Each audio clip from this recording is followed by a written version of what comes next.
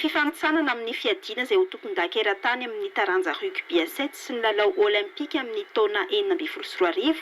Fifanitsanana izay atao any Maroc ny 7 sy 3 septambra izao no lalao goavana miandry ity ekipa ny makian'ny Madagasikara ity. Nanolotra 20 tapitrisa ariary azy ireo ny filohan'ny tetezamita, vola izay anampiana ny fandanian'izy ireo sy ho argent de poche ho an'ireo mpilalao. Mbola nampanantena ny Anome Valsoa ireo mpikambana amin'ity ekipa ity ny filoha Rajoelina na raha tafakatra izy ireo satria dingana goavana ho an'ny Madagasikara izany ary hitondrana avo ny voninahim-pirenena. Raha tonga izay hoe qualification ataontsika io izay dia izao ny zavatra afaka tanetiko anareo. Ny mpilalao izay ray anjara amin'ireo fifaninanareo manomboka vonively mariana nareo dia ho professionnalisme itsika tanteraka. Itsika omeny fitondram-panjakana tena hoe zavatra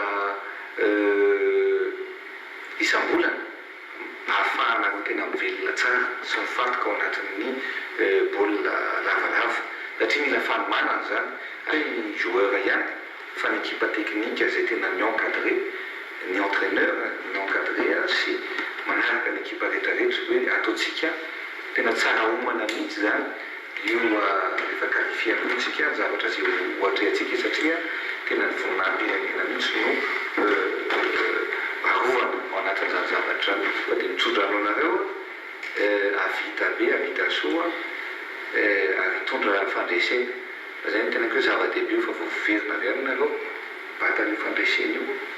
Any fantatro fa mazana ny ady tsy mora ihany koa zany lalao eo ambonin'ny kianja zany fa rehefa nanana ny finoana ary rehefa nieritsaina ihany koa dia mino fa ho vitanareo zany zavatra ka rehefa vitanareo zay dia izany manometoky anareo fa jerevantsika ary tena zany fa mirapiratra mihitsy ny lalana oleanareo rehetrarehetra ary tsy ho sainantsony nareo amin'ny zavatra rehetrarehetra. Tetsekila moa dia nampanantena fandresena ity ekipa ity sady fiadiana toerana ho an'ny tompon-daka eran-tany rugby amin'ny taona 2024 no fifanitsanana amin'ny lalao olimpika izay atao any Rio de Janeiro amin'ny taona 2024 ity hoatrehana any Maroc ity. Fantatra fa i Maroc, Nigeria ary Zambie no iray tarika Madagasikara ka ny roa amin'ireo ihany no tafakatra amin'ny manasadalana.